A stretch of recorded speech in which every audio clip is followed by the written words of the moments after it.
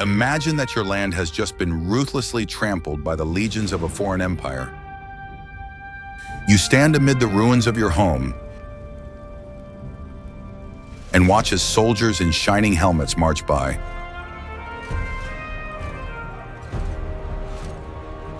It seems perfectly obvious that you should take up arms and retreat into the remote forests to wage a guerrilla war. This is exactly what many conquered peoples have done throughout our long and bloody history. But just 30 years pass, and your own son proudly calls himself a Roman. It sounds like an utterly impossible scenario, but it was precisely this magic that made Rome the greatest state of antiquity. The Romans managed to conquer about 50 completely different peoples with utterly incompatible cultures and religions. These were the wild Celts, the enigmatic Egyptians, the proud Greeks, and the harsh Germanic tribes. Any other empire would have simply collapsed trying to keep this entire chaotic melting pot under constant control. Modern states struggle immensely to integrate even small groups of migrants. Rome, however, assimilated entire civilizations so effectively that within a generation, former enemies were ready to die for the emperor. And the most astonishing thing here is that But physical comfort alone is never enough to fully subjugate proud peoples. People need a sense of self-respect, which is usually trampled in the process of brutal military conquest. Of course, this great system of integration was not entirely flawless and sometimes suffered catastrophic failures. Some peoples categorically refused to play by Roman rules and launched incredibly brutal and bloody uprisings. We will certainly examine the most striking example of such a failure, when an entire province attempted to destroy the legions 3 times. This historical lesson perfectly illustrates where the magic of soft power ends and intractable conflicts begin.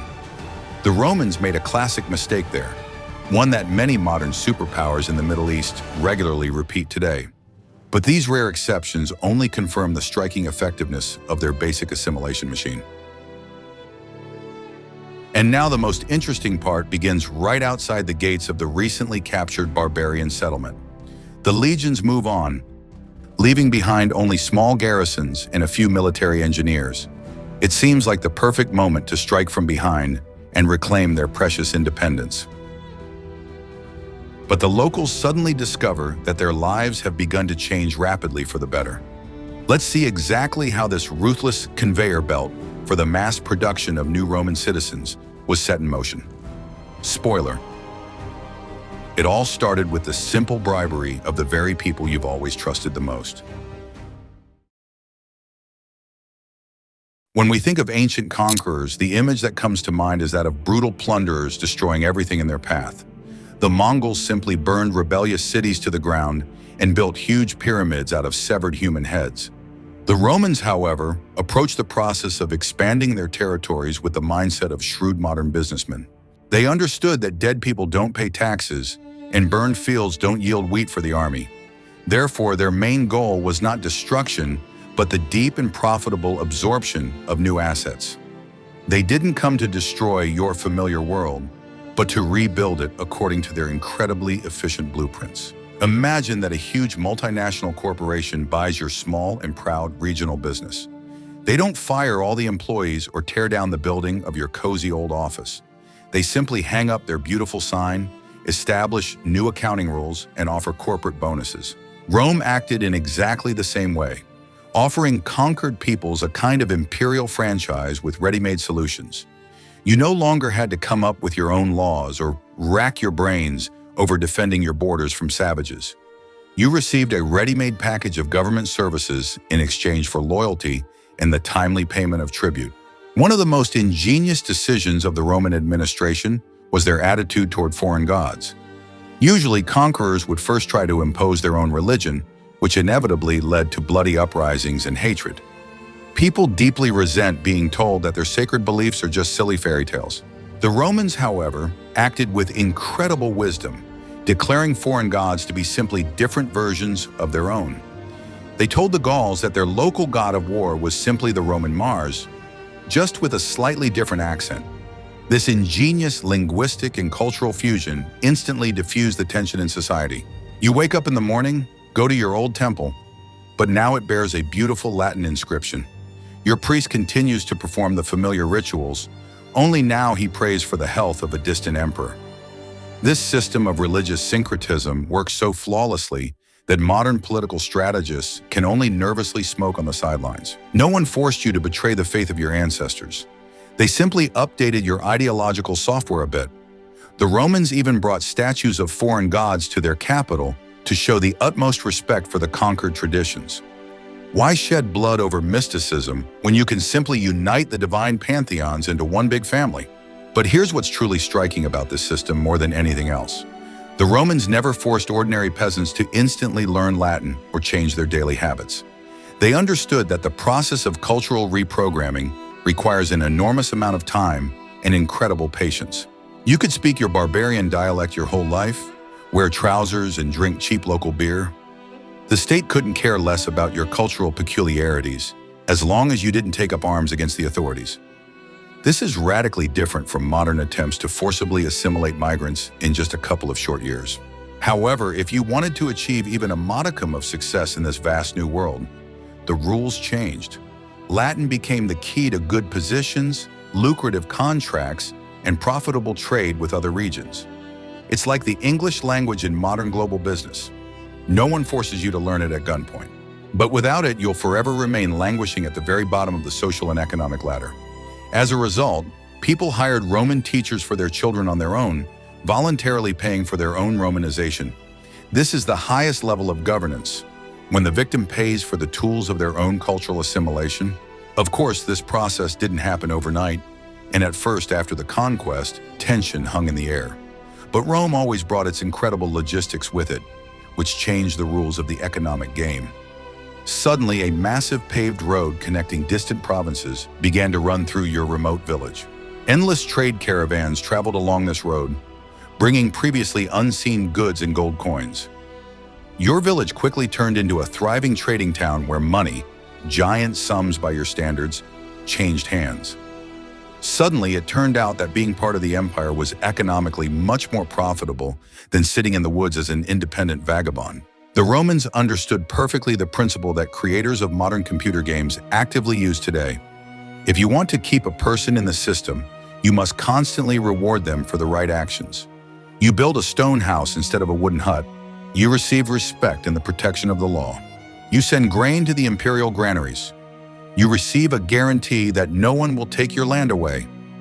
This entire gigantic machine was designed to reward loyalty and punish rebellion with the utmost severity. Moreover, the punishment was so demonstrative and terrifying that the desire to rebel was eliminated at a genetic level. But this raises one very important and logical historical question. How could this massive machine be managed when there was a catastrophic shortage of Roman officials for all the new territories? It was impossible to send a senator from Rome to every British or Spanish village to control the population. That would have cost a fortune and required an incredible number of educated bureaucrats, whom there simply were not. The solution the Romans found is still actively used today by modern intelligence agencies and large corporations around the world. They simply bought off those who had already been ruling these people before the arrival of the invincible Roman legions. Why dismantle the local hierarchy when you can make it work in the interests of distant Rome? It's like a hostile takeover of a company where the old CEO is kept in his position but given a raise. You simply explain to the local leaders that they are now part of the global elite, not the chieftains of a forest tribe. Let's take a closer look at exactly how Rome corrupted and recruited the most dangerous people in the conquered lands. Their methods were so subtle that betraying their own people seemed to the leaders like the greatest achievement of their lives. Let's move on to the next chapter, where we'll learn the price of human loyalty in the ancient world. Imagine yourself as the leader of a proud Gallic tribe whose ancestors drank wine from the skulls of their enemies for centuries.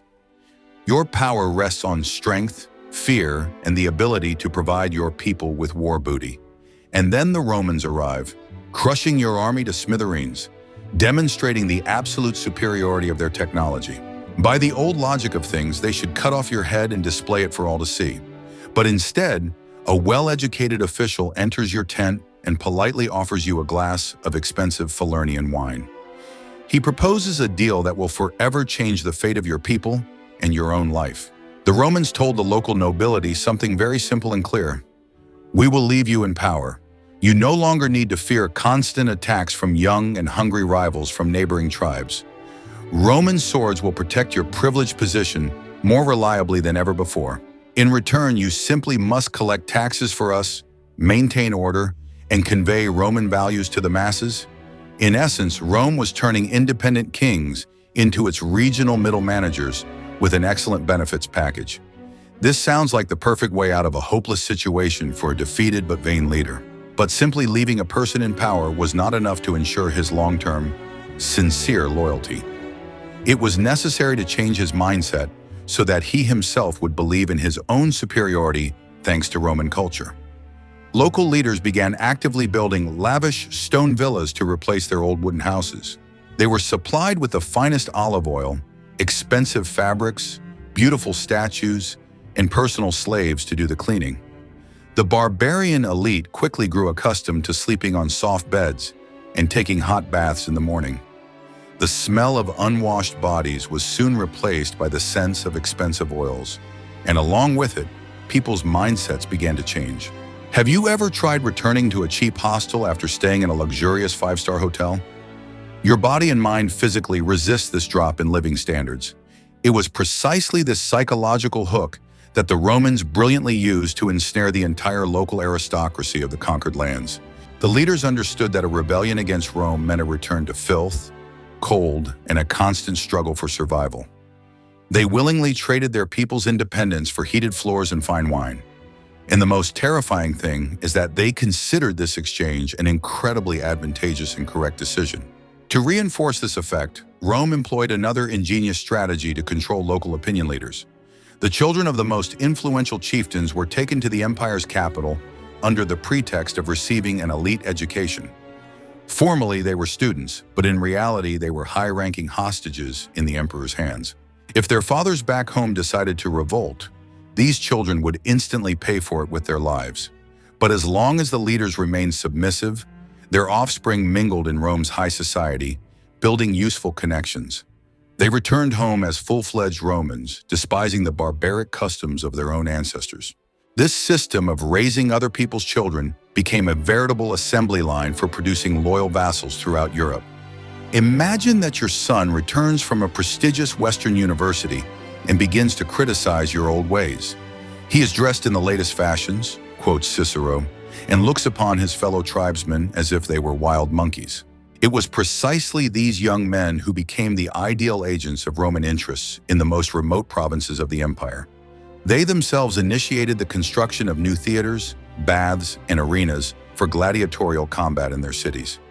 Romanization came from within, while Rome simply watched this process contentedly from a safe distance. The local elite also gained the right to judge their fellow tribesmen under the new and very strict Roman law. This gave them immense power over the common people, a power they had previously had to constantly prove through the force of arms. Now behind their decisions stood the full might of the ruthless state apparatus and the sharp spears of the garrison legionaries. Naturally, the leaders gladly nipped any seeds of discontent in the bud so as not to upset their Roman overseers. They became the system's most loyal watchdogs because they had something to lose if it collapsed. By the standards of modern politics, this is called the successful formation of a comprador bourgeoisie in the occupied territories. Viewers often wonder why nations numbering in the millions tolerated the presence of a paltry 10,000 occupiers on their land for years. The answer lies precisely in this brilliant betrayal by their own leaders for the sake of personal, everyday advantages. When your leader, whom you've grown accustomed to looking up to, suddenly dons a toga and starts speaking Latin, your world collapses. Ordinary people simply did not know whom to rally around to organize armed resistance. The entire upper echelon of society was well-fed, content, and had absolutely no intention of risking their new luxurious lifestyle. Without leaders, any crowd simply turns into a disorganized herd that can be easily controlled with minimal force. But Rome would have been a poor empire if it had relied solely on bribing a handful of local wealthy men. Elites are always too few in number to ensure total and reliable stability across a vast region for centuries. It was necessary to offer some hope to the common people, who bore the heavy yoke of taxation day after day. The state needed a mechanism that would allow any ambitious peasant to legally climb to the very top of the social ladder. And the Romans created the most coveted prize in the ancient world, for which people were willing to shed their blood for decades. We are talking about the concept of citizenship, which became a true masterpiece of social engineering in antiquity. In those days, being a Roman citizen meant belonging to the caste of untouchable rulers of the known world. It provided legal protection, tax breaks, and a level of personal physical safety unattainable to others. How exactly could an ordinary barbarian obtain this coveted status? And why did it change everything in his mind? Let's examine this process in detail in the next chapter of our historical investigation. Spoiler: you'll have to work hard to earn that piece of ancient parchment. Today, we take our country's passport for granted from the moment we are born. But in the ancient world, citizenship of the Great Rome was an exclusive club, open only to the most worthy and proven. A citizen could not be tortured, flogged without a trial, or crucified for minor crimes. It was an impenetrable legal shield that separated a full-fledged person from the disenfranchised and silent masses. Conquered peoples looked upon those who held this status with incredible envy and a desperate desire to join them. The Romans fully understood the value of this document and turned it into a powerful tool of total control. How could a simple barbarian, lacking connections and money, become a full-fledged member of this exclusive club? The most reliable and popular way was to serve in the auxiliary troops of the vast Roman army. You enlist in the auxiliaries, units that fight alongside the legions but receive less pay and take on the dirtiest work. The term of such service was an incredible 25 years of continuous combat and hard labor by modern standards. Half of the recruits simply did not live to see an honorable discharge, dying from wounds, disease, or exhaustion in distant provinces. But for the survivors, the reward justified all that long and bloody hell of army life. Surviving 25 years of constant marches and battles is a trial that breaks weak people. During this time, the military machine completely erased your former identity, replacing it with strict imperial discipline.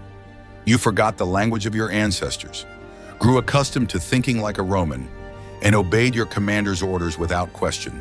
Your old god remained somewhere in the mists of the past, and in his place came the harsh standards of the legion. By the time you finally received your military diploma, you were no longer physically or mentally a Celt or a Thracian. You were a perfect cog in a vast machine, now possessing full rights as a citizen. But the most ingenious aspect of this system lay in what happened to the children of such a veteran. Along with the diploma, citizenship was automatically granted to his lawful wife and all future legitimate descendants. This meant that the peasant sold his blood and sweat not only for his own comfort in old age. He was literally buying a brilliant future for his entire family, elevating them to the highest social class. The veterans' children could become true legionaries, officials, or even make their way into the prestigious Roman Senate. Such powerful motivation drove people to fight for Rome more fiercely than for their own lost homeland. Modern immigration systems operate on a very similar principle of green cards and the gradual naturalization of newcomers. People are willing to work for decades in low-paying jobs just to eventually obtain the coveted blue passport. The Romans were the first to realize that the hope for a better life controls the masses more effectively than any guard or army. If you take away people's hope, they will have nothing left to lose, and they are guaranteed to take up sharp pitchforks. But if you show them a clear and understandable ladder to the top, they will line up in a long queue on their own. And the best part for Rome was that these people themselves protected the system from any upheavals. Veterans who received land and citizenship settled in specially created colonies on the empire's new frontiers. They became a living buffer, protecting Roman territories from the savage barbarians from whose ranks they themselves had once emerged. Imagine that you've just built a nice farm and become the full-fledged master of your new, spacious home. Suddenly, savages emerge from the forest and want to destroy your familiar, hard-earned, comfortable world. Of course, you would defend it to the last drop of blood, thereby also defending the interests of the distant emperor. Rome gained fanatically loyal defenders of its borders without spending a single extra coin from the treasury on their upkeep. Besides military service, there was also a civilian path to obtaining these coveted privileges, but it was not available to everyone. Wealthy merchants or officials in the provinces could literally buy this status for themselves through massive donations to the budget. They built public buildings at their own expense, organized lavish gladiatorial games, or constructed new roads. The townspeople saw their fellow citizens spending vast sums for the good of society and treated his new status with respect. In this way, the empire extracted resources from the provincial wealthy, channeling their vanity in the right direction. You could become anyone you wanted if you were willing to serve Rome with money, blood, or useful talents. Incidentally, the famous Apostle Paul was a Roman citizen by birth, born into a wealthy family in Tarsus. This allowed him to avoid a shameful crucifixion and to appeal for a trial personally before the emperor in the capital, something unthinkable for a commoner. This historical fact perfectly illustrates just how vast the gulf was between citizens and all other inhabitants of the conquered lands. A Roman passport was a true superpower that opened any door and saved lives in desperate situations. It is no surprise that entire generations of barbarians dreamed only of their children being born under the protection of this law. This carrot and stick approach worked flawlessly throughout the long centuries of imperial domination. But any system, even the most well thought out and seemingly perfect one, sooner or later encounters a critical flaw. In a vast empire where everything was bought and sold for loyalty, there was one territory that broke this mechanism. The locals categorically refused to play by Roman rules, ignored the franchise, and did not succumb to bribes from the elites. They launched one uprising after another, forcing the legions to wallow in blood and spend incredible military budgets on suppression. Their resistance was so desperate that it went down in history textbooks as the greatest failure of imperial integration. We have reached the most intriguing and dramatic part of our historical investigation into Roman assimilation. Why did Judea, of all places, become the very bone in the throat that nearly choked the mighty Roman Empire to death? What went wrong in this small province? And why did all the usual levers of control suddenly break down there? Let's transport ourselves to the sweltering streets of Jerusalem and witness the collapse of the perfect machine through the eyes of a rebellious people. The next chapter will show us the limits of pragmatism when it comes to fanatical belief in one God. If Rome was a brilliant mechanism for absorbing cultures, then Judea became a virus that destroyed this logic to its very foundations. The problem lay in a fundamental mismatch between the basic settings of these two completely different ancient civilizations. As we recall, Rome easily integrated pagans by simply declaring their gods to be local versions of its own pantheon. But the Jews believed in only one God, who tolerated no other deities or compromises in matters of faith. You couldn't go to Jerusalem and say that their God was just the Roman Jupiter with a Middle Eastern twist. For such words, a mob of fanatics would simply tear you to pieces right on the steps of the ancient temple. The Romans genuinely did not understand this religious stubbornness, which seemed to them the height of illogicality and foolishness. For a Roman official, religion was a tool for social integration and an expression of political loyalty to the state. Throwing a pinch of incense on the emperor's altar simply meant showing respect for the law, much like singing the national anthem today. But for the Jews, this symbolic gesture was absolute blasphemy and a one-way ticket to eternal hell after a torturous death. An irreconcilable conflict of worldviews arose, where pragmatism clashed with incredibly rigid and unbreakable dogmas. Both sides considered the other mad, and neither was willing to budge an inch from its principles. The situation was further exacerbated by the fact that the Romans attempted to employ their standard tactic of bribing the local elites. They installed the Herodian dynasty in power, rulers who dressed like Romans, built amphitheaters, and bathed in luxury. But in the eyes of the common Jewish people, these rulers were despicable traitors and filthy puppets of the occupiers.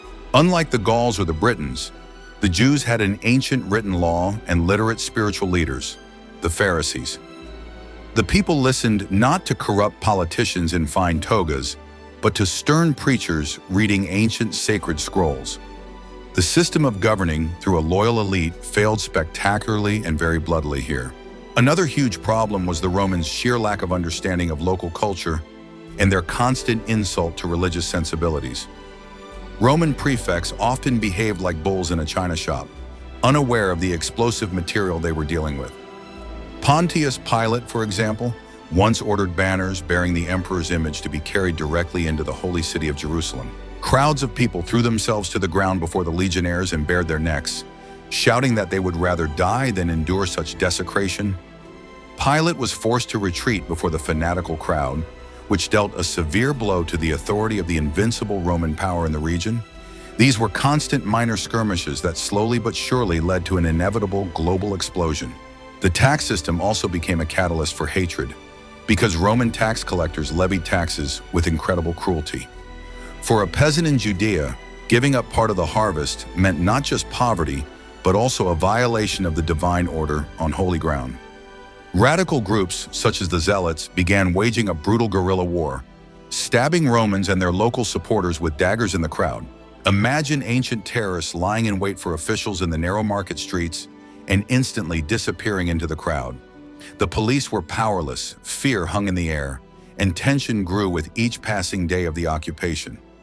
Judea had turned into a powder keg to which a burning Roman torch was constantly being held. Ultimately, all of this culminated in the First Jewish War, which came as a real shock to the entire great empire. The rebels annihilated an entire Roman legion, which at the time was considered a catastrophe of unimaginable proportions and a complete disgrace. Rome was forced to deploy colossal military forces to the small province, led by the finest generals of the era. The siege of Jerusalem turned into a bloody meat grinder, where people died of starvation but refused to surrender to the mercy of the victor. The city was taken, the magnificent temple razed to the ground, and thousands of people were sold into slavery across the world. The Romans thought they had taught a harsh lesson, but they were mistaken, because an idea cannot be killed by the sword. 60 years later, a new uprising broke out under the leadership of Bar Kokhba, which proved to be even larger and more terrifying. The rebels employed advanced guerrilla warfare tactics, hiding in complex networks of underground tunnels and caves. The Roman legions suffered such heavy losses that Emperor Hadrian omitted the standard phrase about the army's well-being in his message to the Senate.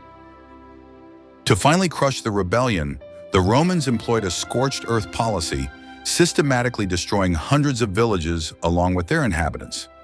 This was no longer integration, but outright genocide against a rebellious people who refused to accept the new imperial rules.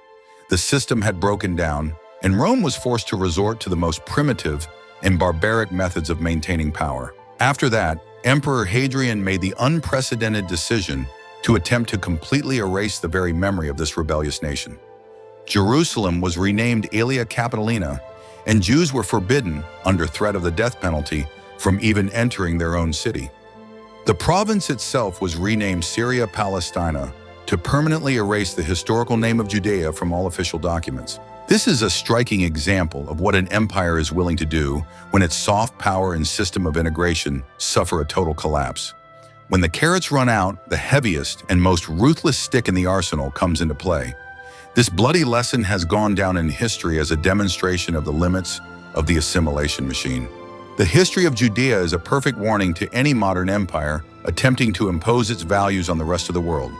You can build excellent roads, provide people with good technology, and offer favorable conditions for small businesses. But if you encroach upon the fundamental foundations of their worldview, no benefits of civilization will save you from a guerrilla war. Roman pragmatism proved powerless against people who valued their faith far above comfort and their own safety. It was a systemic error that could not be corrected by gold or the sharp swords of disciplined legionnaires. But despite this colossal failure in the Middle East, the system continued to run like clockwork in the rest of the world. The Roman world, the famous Pax Romana, ensured an unprecedented level of stability and prosperity across vast territories. Let's see what price other peoples ultimately paid for the right to live in this golden and secure cage. Was it a good deal? Or did they simply trade their freedom for the well-fed and carefree life of obedient slaves? In the next chapter, we will summarize this historical experiment and find unexpected parallels with our modern society. When we think of Roman control, we immediately picture stern soldiers with shields at checkpoints. But the most effective tool for maintaining power in the empire was not men with weapons, but ordinary stones and cement. The Romans built their infrastructure to function like a giant web, firmly binding all conquered territories together. Their famous straight roads were not built at all to make it easier for merchants to transport their valuable goods.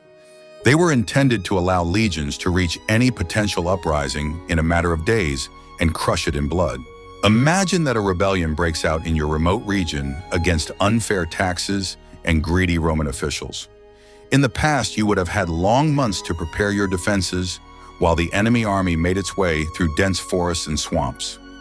Now, thanks to the perfect stone highways, punitive forces appear on the horizon in just 2 short weeks.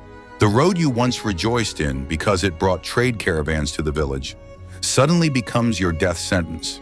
Infrastructure always serves first and foremost those who possess the power and resources to build it. The Romans understood this dual nature of technological progress perfectly and exploited it to the fullest. Another powerful weapon of cultural subjugation was the magnificent aqueducts that supplied cities with clean drinking water. To the ancient barbarian, a massive bridge carrying a river through the air straight into the heart of a settlement looked like a true magical wonder. He gazed at this engineering marvel and subconsciously grasped the utter insignificance of his tribal traditions in the face of the great empire. The aqueducts were not merely water conduits. They were monumental propaganda of the superiority of the Roman way of life, cast in durable stone. It is difficult to convince people to rise up against a system capable of making rivers flow through the sky for their comfort. The irony is that these grandiose structures were built by the barbarians themselves, who were forcibly herded into hard labor. The architecture of Roman cities in the provinces was also strictly standardized, as if they were built from a single franchise catalog. Every city was required to have a forum for trade, a basilica for courts, an amphitheater for entertainment, and baths for hygiene. You could travel from cold Britain to hot North Africa and know exactly where the local administration was located. This created a sense of a unified and unshakable global space where the same clear rules of the game applied. People felt like a tiny grain of sand within a vast, perfectly functioning and oppressive mechanism. It was incredibly difficult to fight against such standardization because it appeared completely monolithic and invincible. The financial system was also a key element of control, tightly binding the provinces to the distant economic center in Rome. The empire introduced a single currency bearing the image of the ruling emperor, which circulated from foggy London to sunny Egypt. When you hold a coin bearing the face of your conqueror in your hands every day, his power begins to seem completely natural. You cannot conduct business without using the occupier's money, which means that every day you acknowledge their legitimate right to rule. Local economies were destroyed, replaced by a global trade network that depended entirely on the stability of imperial power in the capital. If Rome falls, your money will turn into worthless pieces of metal, so you begin to sincerely pray for the health of your oppressors. Games and entertainment also served as a vital outlet for the social aggression of subjugated and discontented peoples. Amphitheaters were built throughout the empire to distract the population from their problems with spectacular and brutal bloody battles in the arena. If the crowd wants blood and justice, let them watch gladiators kill each other for the public's amusement. It was the ancient equivalent of modern television shows and social media, creating the illusion of involvement in a vibrant and intense life. People left the arena exhausted and emotionally drained, with no energy left to think about politics or guerrilla warfare. The state gave them bread and circuses, taking away their freedom, dignity, and right to their own opinion in return. The Romans were masters of the art of the census, which allowed them to collect taxes with terrifying mathematical precision. They knew how many cows you had, the size of your field, and how many sons were fit to serve in their army.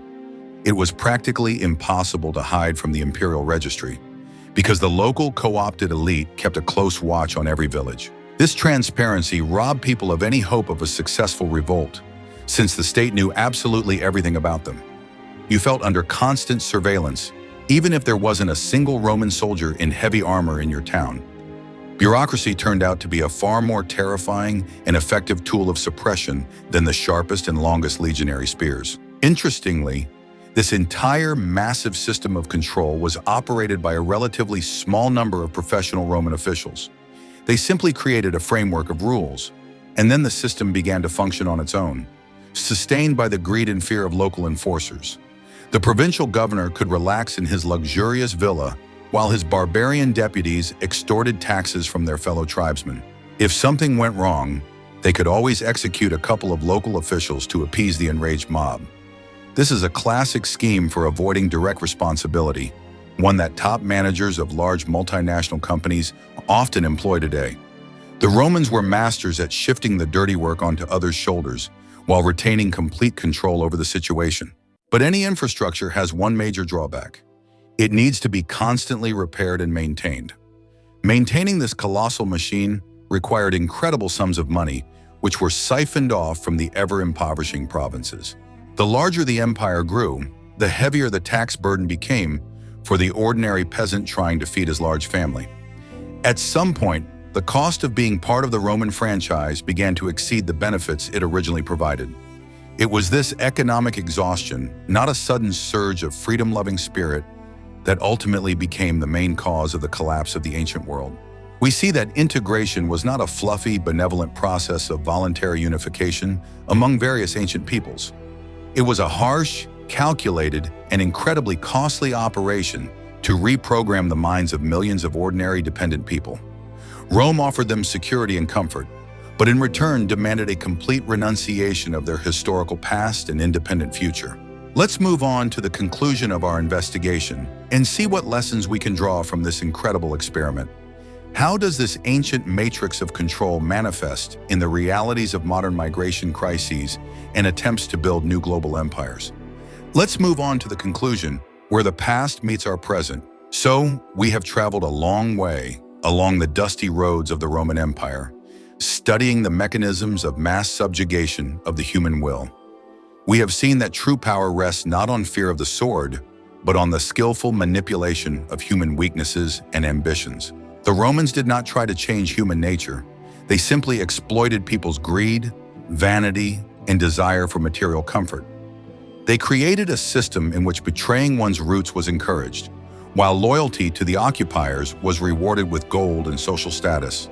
And this system works so brilliantly that we can clearly see its echoes in modern world politics. The issue of assimilation is more pressing today than ever, especially in the context of immigrant integration in the United States. The American dream is, in many ways, a direct descendant of the Roman concept of earning citizenship through hard work and loyalty to the system. People come to the U.S. from all over the world, abandon their traditions, and learn English for the sake of a chance at success. Their children no longer consider themselves Mexican or Irish. They proudly call themselves 100% American citizens. The melting pot mechanism is essentially the same Roman franchise, simply transplanted into the realities of modern capitalist society. But there is one fundamental difference that makes the current situation far more complex and unpredictable for governments. The Romans never dabbled in multiculturalism or tried to preserve the original culture of the conquered barbarian tribes. Their deal was tough and transparent. We give you rights and infrastructure, and you become like us culturally. Today, however, Western countries are trying to integrate people while simultaneously encouraging them to preserve their distinct national or religious identities. As we saw in the case of Judea, the combination of rigid, incompatible dogmas within a single system always leads to a catastrophic systemic collapse. When modern society abandons the requirement of mandatory assimilation, it lays a mine beneath its own foundation. The Roman elite would never have understood the idea that Gauls could live in Rome according to their own Gallic laws. Either you accept our rules of the game and get a ticket to a bright future, or you remain an enemy outside of civilization. This ruthless clarity left people no choice and forced them to adapt more quickly to new, complex living conditions. Perhaps modern politicians, afraid of appearing insufficiently tolerant, should reread the dusty works of Roman historians. On the other hand, we must honestly answer the question of the price of such an imperial peace for the ordinary person. To be a Roman meant living in the safest and most technologically advanced state of the era, enjoying benefits that were incredible for antiquity. But it also meant the complete loss of one's unique voice and dissolution into the faceless mass of the global imperial machine. You traded the freedom of the wild forest for a warm floor in a public bathhouse, and the guarantee that your neighbors wouldn't kill you. For most people throughout history, this trade-off seems not merely acceptable, but the only correct and reasonable choice. Our journey into antiquity proves one simple but very cynical historical pattern that people don't like to speak of aloud. Peoples do not strive for abstract freedom as much as they strive for security, predictability, and a full stomach. Empires do not collapse when people suddenly remember their pride, but when the system ceases to meet their basic needs. As long as there is water in the taps and spectacular battles take place in the amphitheaters, revolutions remain the lot of a handful of radical-minded outsiders. Rome understood this 2,000 years ago and built a state on this knowledge that still captures the imagination today. That is precisely why the methods of governing people remain unchanged. Only the scenery and the technical equipment of the ruling elites change. Today, instead of aqueducts, they build giant data centers, and instead of bread and circuses, they offer cheap loans and endless TV series on the internet. Local elites are just as eager to sell out their country's interests for the right to keep their money in reliable Western banks and buy villas. The essence of the deal remains the same. Obey the global rules of the game, and you'll gain access to civilization's most advanced resources. We still live in the shadow of the Great Rome. We simply don't notice the massive columns supporting the sky above our heads. I hope this dive into the mechanics of the ancient world has made you look at familiar historical facts in a new light. The next time you hear about Roman conquests, you won't just picture endless battles and the clang of swords. You'll remember the cunning officials with their tax rolls and the builders laying smooth roads straight to the heart of rebellious tribes. Real history is far more interesting and complex than the simplistic images we were shown in school textbooks, because it always tells us about ourselves, about our eternal weaknesses, hidden fears, and boundless ambitions. If you enjoyed this brutal but honest dissection of ancient politics, be sure to support this video with your comments. Let us know which other ancient empire or system you'd like us to dissect in our upcoming historical investigations. Don't forget to share this content with those who still believe in the romance of a selfless struggle for freedom. We've only just begun to uncover the secrets of the mechanisms of power that have been hidden for centuries behind the beautiful legends and myths of the victors. Many more surprising discoveries lie ahead that will turn your understanding of how this harsh world works upside down. Remember that history does not teach us how to live correctly. It merely illustrates the consequences of certain choices. Rome chose the path of total integration and pragmatism, creating an incredible standard of civilization for many future generations. Their mistakes and achievements are forever inscribed in the genetic code of modern Western culture, whether you like it or not.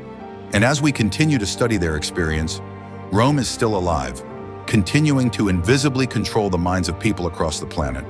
Thank you for your attention to detail. Stay with us and see you in the next dive into the abyss of the ages.